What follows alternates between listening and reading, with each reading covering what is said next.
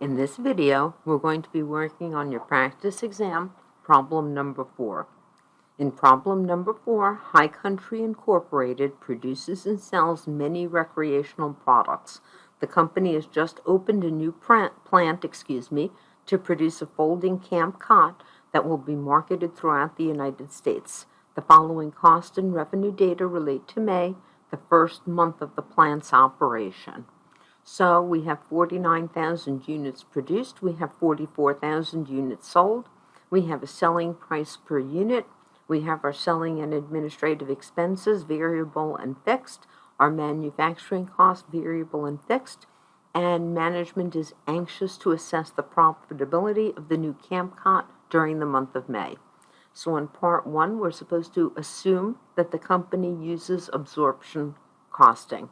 In part A, we're supposed to calculate the unit product cost and prepare an income statement for May. So using absorption costing, we're just going to gather together all of our product costs. So our product costs are going to be all of the manufacturing costs. So our product costs are going to be the direct materials, the direct labor, the variable manufacturing overhead, and the fixed overhead. So I'm just going to put in all of those numbers and calculate them all at one time. So my direct materials, because we're producing, all of our manufacturing costs are going to be for the units produced. So our direct materials cost $18 per unit. So our direct materials are going to be the 49,000 units produced multiplied by our $18 in direct materials. Direct labor is going to be the same. Let me put in another column in there so the numbers don't get confusing. And let me put in the commas over here so you can see the numbers more easily. Now for our direct labor, we're going to take the same 49,000 units produced, and our direct labor is $6 per unit.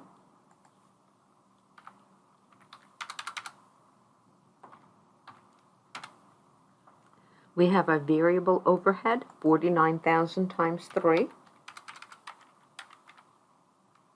All of the numbers I'm taking right over here from our manufacturing costs, right over here.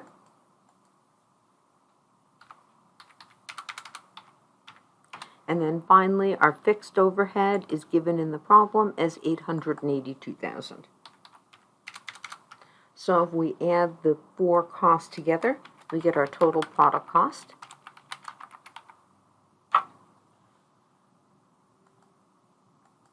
So adding the 4 costs together, our total product costs are $2,205,000.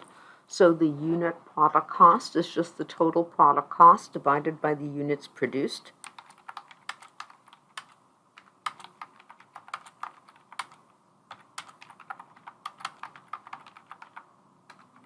So we would take the $2,205,000 and we're going to divide by the 49,000 units produced and get a cost per unit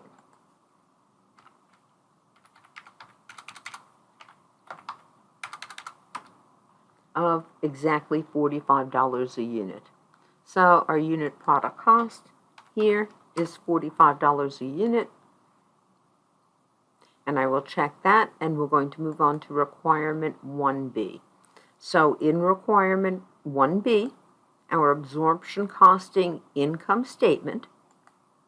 Our absorption costing income statement is going to start off with our sales, and then subtract our cost of goods sold to come down to our gross profit. After our gross profit, we subtract all of our selling and administrative expenses to come down to our operating income or operating loss. So, in this case, our sales, we only sold 44,000 units. We produced 49, but we only sold 44. So our sales, 44,000 units, multiplied by our selling price of $80 a unit,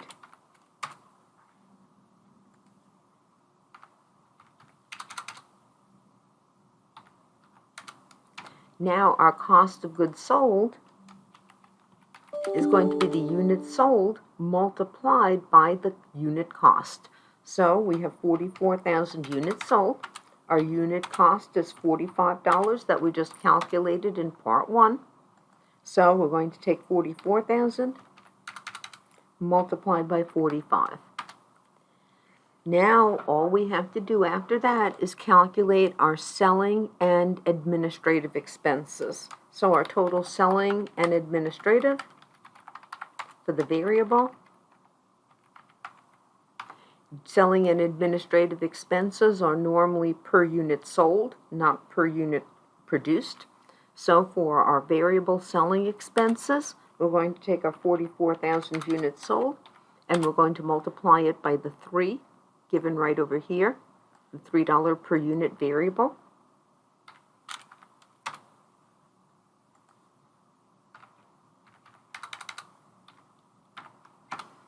And our fixed was just given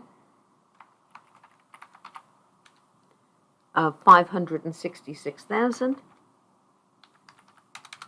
So together our selling and administrative expenses, we're going to add the 132,000 variable and the 566,000 fixed.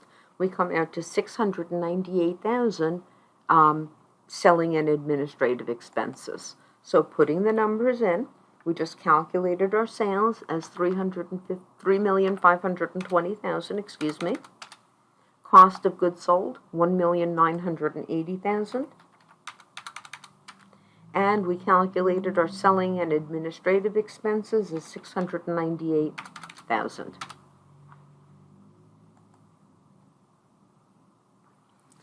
Now, for requirement 2, assume that the company uses variable costing. A, calculate the unit product cost, and B, prepare a contribution format income statement for May. Now for requirement 2A, that is really going to be easy because our product cost using variable costing are only going to be the variable manufacturing costs. So all we have to do is add 18 plus 6 plus 3. So for requirement 2A, our variable unit product cost is just all of the different unit product costs under manufacturing. So we have 18 direct materials, 6 plus for direct labor, and 3 for variable manufacturing overhead. So we're going to add the 3 together. 18 plus 6 plus 3 gives us 27.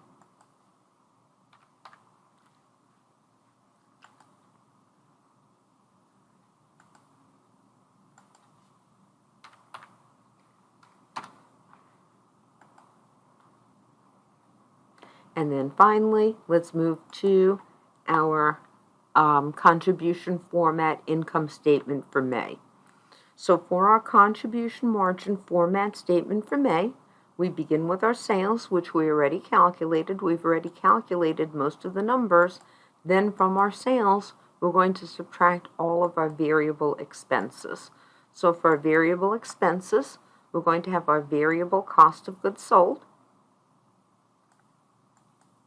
Then we're going to have our variable selling and administrative.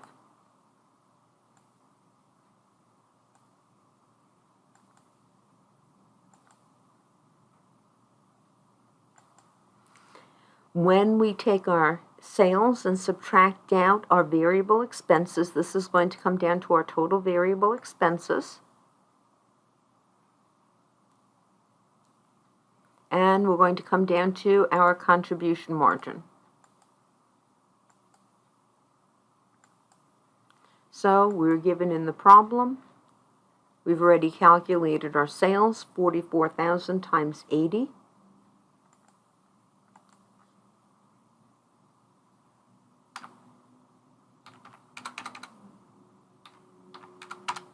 is going to give us $3,520,000 worth of sales. Then we have to subtract out all of our variable expenses. So our variable expenses, our variable product cost is 27. So our variable cost of goods sold is going to be the 44,000 units sold multiplied by the $27 product cost.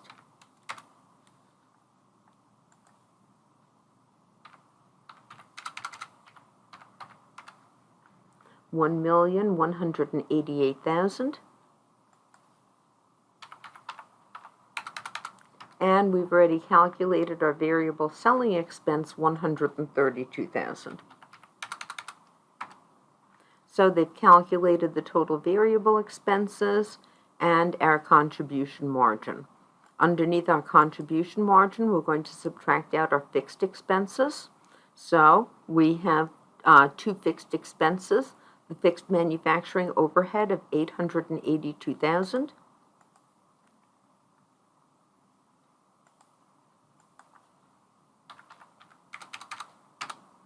And our fixed selling and administrative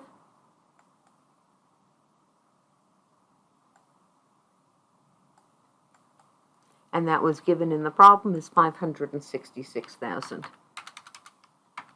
So given all of that, that should be our variable costing income statement. And we have now solved problem 4.